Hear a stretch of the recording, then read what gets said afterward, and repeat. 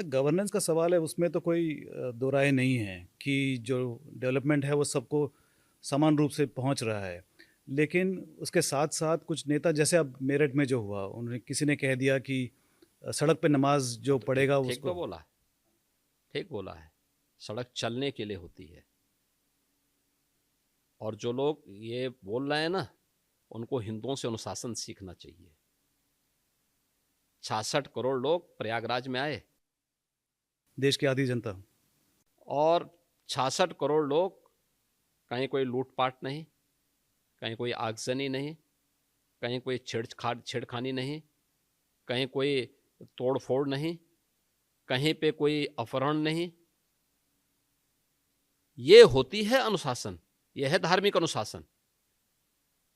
श्रद्धा भाव के साथ आए, महास्नान में भागीदार बने, फिर अपने गंतव्य की तरफ चले गए।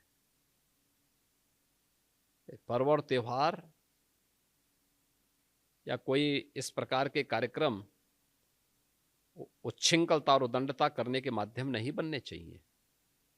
अगर आपको सुविधा चाहिए तो उस अनुशासन को भी मानना सीखिए। आप मुझे बताइए, आप तुलना कर रहे हैं कांवड़ यात्रा की। कांवड़ यात्रा हरिद्वार से लेकर के और गाजियाबाद तक या उन क्षेत्रों में जाती है तो सड़क पे ही चलेगी। क्या हमने किसी परंपरागत मुस्लिम जुलूस को कभी रोका? कभी नहीं रोका। मुहर्रम के मुहर्रम के जुलूस निकलते हैं। हाँ, ये जरूर कहा कि भाई ताजिया की साइज थोड़ा छोटा करिए। इसलिए करिए क्योंकि तुम्हारी सुरक्षा के लिए हाई टेंशन तार होंगे, हाई टेंशन तार बदलेंगे नहीं तुम्हारे लिए। उसके साइज कम करो, क्योंकि हाई टेंशन की चपेट में आओगे मर जाओगे। और यही होता है कावड़ यात्रियों में भी, उनको बोला जाता है डीजे की साइज छोटा करो, और जो नहीं करता उसमें हम लोग सख्ती करते हैं। कानून तो सबके लिए बराबर लागू किया जा रहा है, तो आप कैसे तुलना कर दे रहे हैं फिर उसको?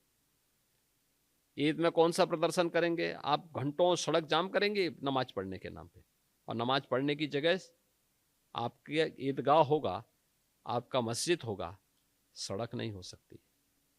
और इसके लिए अगर बोला जा रहा है, आप मानेंगे नहीं तो ठीक तो कहा कि आप उदंडता करेंगे। पथराव जो वहां पे हुआ वो दो मुस्लिम पक्षों में पथराव हुआ है, हिंदू पक्ष उसमें कहीं भी नहीं है, प्रशासन कहीं भी नहीं है। प्रशासन तो बीच बचाव के लिए गया।